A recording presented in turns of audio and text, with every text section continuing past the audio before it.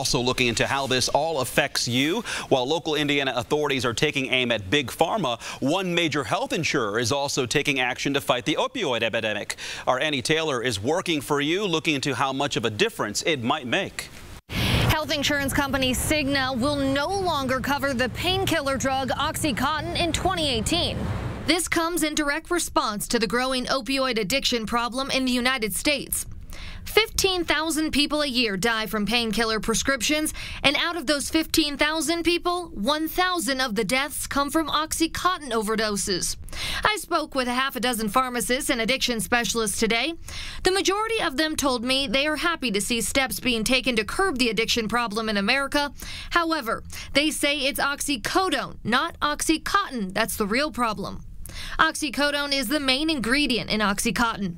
Oxycodone is a very powerful opioid drug which is used as a pain reliever. Pharmacists tell me oxycodone is easier to get because it's prescribed for not just long-term, but short-term pain, like dental procedures and migraines. Cigna is notifying customers with current Oxycontin prescriptions of the change. But those using Oxycontin for hospice care or cancer treatments will continue to have their medication covered in 2018.